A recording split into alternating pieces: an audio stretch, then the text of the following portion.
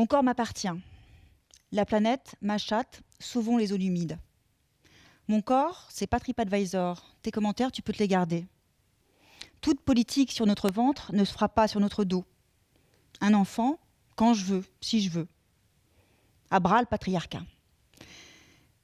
Ces slogans féministes qui ont tous en commun d'évoquer le corps des femmes datent pour certains des années 70 et pour d'autres de la période toute contemporaine. Je les ai mélangés pour montrer la centralité de la question du corps des femmes dans le féminisme, question qui est comme un fil rouge qui relie entre elles toutes les périodes féministes, mais un fil rouge qui n'a pas toujours été tendu. Si le corps des femmes est à ce point central, c'est parce que depuis toujours, depuis l'aube des temps ou à peu près, les femmes n'ont été que des corps définis par leurs deux fonctions, sexuelles et maternelles, et qu'on a enfermés pour cela dans la sphère domestique. Assignées au foyer, les femmes ont été privées de ce fait des privilèges de la participation à la vie sociale et politique. On les a tenues dans cette position mineure et subordonnée. Cette division sexuée du monde, qui est aussi une hiérarchie, d'un côté le privé féminin inférieur, de l'autre le public masculin supérieur, cette hiérarchisation sexuée, donc, c'est le socle de notre système patriarcal. Et c'est un système qui a traversé l'histoire, donc des origines antiques jusqu'à aujourd'hui, en survivant en quelque sorte d'abord au tournant de la modernité démocratique, parce qu'on trouve sous la plume de tous les grands théoriciens de la démocratie une réappropriation du cadre patriarcal et même son approfondissement, comme c'est le cas chez Rousseau, qui fait même de l'enfermement domestique des femmes la condition d'existence de la société démocratique.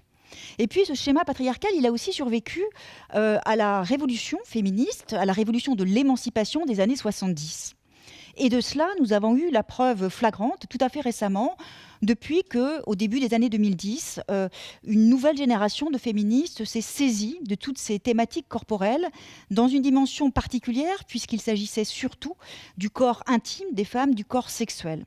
Et ce dont nous avons alors pris conscience de façon un peu brutale, c'est qu'il était resté un domaine de la vie des femmes, le domaine de leur vie intime et sexuelle, qui avait en quelque sorte échappé à la prise féministe. Alors ce que je voudrais montrer, et je suis heureuse de le faire après avoir écouté Iris Bray et Mounia El-Kotni, parce que vous allez voir que mon petit panorama historique et mes quelques petites explorations philosophiques vont venir compléter et sans englober tous les propos qu'on vient d'entendre de façon assez idéale. Ce que je voudrais montrer, d'une part, c'est pourquoi c'est aujourd'hui, et aujourd'hui seulement, que l'occasion nous est donnée d'approfondir et peut-être même de parachever la dynamique d'émancipation corporelle. Alors le corps des femmes est présent dès la première vague, dans la seconde moitié du 19e et au début du 20e siècle, mais d'une façon un peu paradoxale, puisque c'est au nom de leur capacité maternelle que les suffragistes, dans leur grande majorité, vont revendiquer le droit de vote. Comment pouvaient-elles faire autrement dans un moment où elles ne pouvaient ni vivre ni même penser un affranchissement vis-à-vis de leur destin maternel ?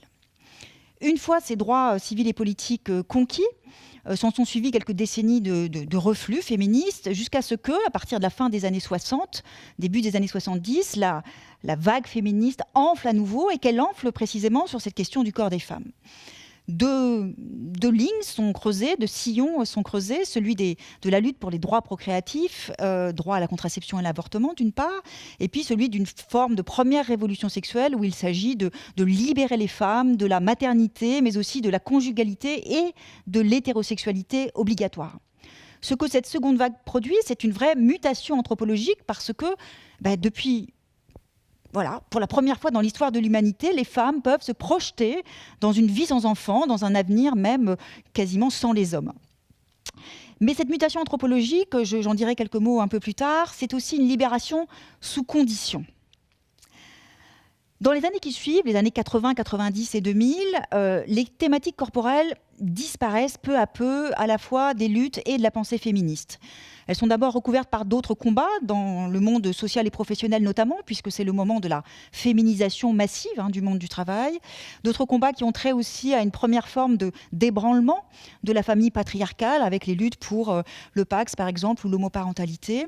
Et puis c'est le moment aussi de théorisation de la notion de genre qui va marquer une inflexion absolument décisive, puisqu'à partir de là, on va commencer de penser la déconstruction des rôles genrés, soi-disant féminins ou masculins, penser aussi une perspective incarnée qui soit débarrassée du cadre binaire et qui puisse se concevoir au prisme de la fluidité des genres. tous ces combats et ces nouvelles interprétations féministes aboutissent à une situation un peu curieuse au début des années 2000, où je m'aperçois que le corps des femmes a quasiment disparu du champ féministe. Je m'en aperçois parce que c'est le moment où je fais moi-même mon entrée dans le champ, à la faveur d'un double événement qui produit en moi une déflagration. C'est le moment où j'ai mon premier enfant et où je commence aussi mon tout premier poste à l'université dans une synchronicité de quelques semaines. En éprouvant cette condition duale, qui me paraît singulièrement compliquée, même si tout le monde autour de moi trouve ça absolument merveilleux que tout m'arrive en même temps, je me penche donc sur les écrits féministes et je découvre assez vite que je ne trouve pas de réponse aux questions que je me posais alors, notamment sur cette question de la maternité. En creusant encore un peu, je m'aperçois que c'est au-delà de la maternité, le corps féminin qui est singulièrement absent de ces travaux que je peux lire. Et je commence donc à travailler et à réfléchir à la question jusqu'à m'engager moi-même, donc en opérant vraiment un virage dans mes recherches sur ce terrain et à commencer l'écriture de la révolution du féminin. Ce livre paraît en 2015 et pour dire les choses comme elles se sont passées, il reçoit un accueil relativement frais dans le champ féministe, notamment parce que on me reproche de réenfermer les femmes dans leur nature, puisque je m'intéresse à l'expérience vécue de la maternité, par exemple.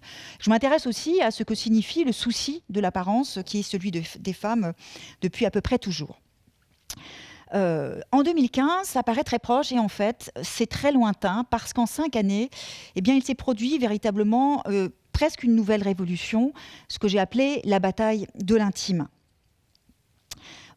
Au début des années 2010, on voit toute une série d'initiatives dans le champ féministe qui émanent de femmes plutôt jeunes, une nouvelle génération, celles qui ont aujourd'hui une petite trentaine, et qui vont investir non seulement des thématiques corporelles, mais même des thématiques génitales, puisqu'elles ont en commun de concerner la génitalité. Mounia l'a évoqué tout à l'heure, donc il y a la question des règles qui est quasi originelle, associée à la question de l'endométriose, la question des violences gynécologiques et obstétricales, la question des organes génitaux que l'on redécouvre, le clitoris en majesté et avec l'exploration de la sexualité et du plaisir féminin que cela implique, et puis le grand sujet des violences sexistes et sexuelles qui se cristallise dans le moment paroxystique que constitue MeToo. MeToo forme une forme de déflagration parce que ce qui est alors révélé, c'est un vrai scandale, le scandale de la perpétuation de la condition objectivée des femmes par-delà la rupture de l'émancipation.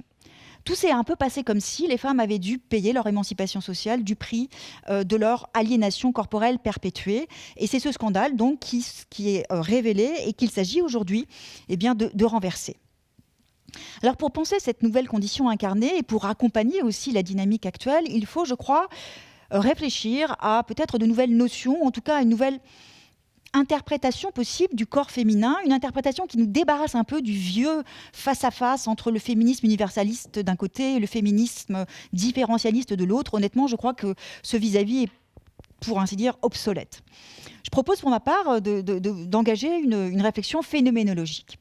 Alors je me fonde pour cela sur une relecture de Simone de Beauvoir qui inaugure de façon magistrale ce féminisme phénoménologique en définissant le corps des femmes comme le lieu par excellence de la domination masculine, bien sûr, mais également comme un vecteur privilégié de l'émancipation. Et c'est cette dualité, ces deux facettes, négatives et positives, qui constituent la spécificité du féminisme phénoménologique, l'aspect positif ayant été relativement peu repéré chez Simone de Beauvoir, mais il est pourtant bien présent et je m'attache en ce moment à le mettre au jour dans l'ouvrage que je suis en train de finir d'écrire. Je me fonde aussi sur une philosophe américaine qui s'appelle Iris Marion Young, qui a repris de Simone de Beauvoir ce prisme phénoménologique de l'expérience vécue et qui le travaille dans une perspective de genre, puisqu'elle l'articule à la notion de genre. À partir de là, il devient possible d'explorer ce que signifie, le sens que revêtent les modalités incarnées de l'existence des femmes aujourd'hui, en s'attachant à réfléchir quelque chose qu'on peut appeler le corps féminin. Dans cette caractérisation, ce qui m'intéresse surtout, c'est cet adjectif féminin qui est hautement problématique dans le champ féministe puisqu'il est généralement assimilé à la féminité. Or, ce n'est pas la même chose. La féminité renvoie à un ensemble de représentations qu'on considère comme étant indissociables de toute existence féminine, des représentations qui font signe vers, disons, 3 injonctions majeures: disponibilité sexuelle, dévouement maternel et subordination sociale. Le féminin n'est pas la féminité, notamment parce qu'il n'est pas seulement construction sociale, ni pas seulement réalité naturelle ou biologique, il est davantage que cela. Je propose de le définir comme un rapport à soi, aux autres et au monde, nécessairement incarné et de ce fait déterminé par le corps. Tous les jours, chaque jour de l'année, tout au long de leur existence, les femmes sont leur corps. Quoi qu'elles fassent, que ce soit vis-à-vis d'elles-mêmes, vis-à-vis des autres, dans leur vie professionnelle, dans les relations qu'elles nouent, amicales, amoureuses, professionnelles, elles sont leur corps.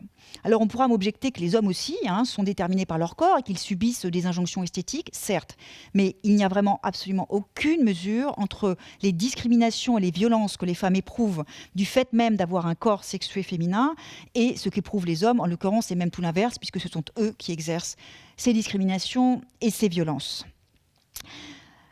Je précise tout de suite, et c'est vraiment crucial de le faire, que pour être un corps féminin, nul besoin de sein ou d'utérus. Être un corps féminin, c'est éprouver quotidiennement donc ces discriminations et ces violences, c'est faire l'expérience vécue de ces atteintes à la dignité et à l'intégrité corporelle, parce que toute femme a subi ou subira ces atteintes. Toute femme, c'est-à-dire aussi les femmes trans, dont je considère que de ce point de vue-là, elles sont sans doute encore davantage que toutes les femmes en position de subir ces violences. Donc s'il y a bien des femmes qui ont un corps féminin, ce sont les femmes trans. Et puis il y a par ailleurs des femmes qui cumulent des facteurs d'oppression, qui en raison de leur classe sociale, des discriminations raciales qu'elles subissent ou de leurs conditions de handicap, éprouvent de façon encore plus intense et bien souvent dramatique cette condition objectivée. Le moment féministe que nous vivons est précisément le moment où nous avons décidé de nous ressaisir de toutes ces dimensions incarnées de nos existences à tous les niveaux et jusque dans le plus intime de nos vies, parce que si nous sommes nos corps, le moment est sans doute venu que nous devenions enfin des corps sujets. Je vous remercie.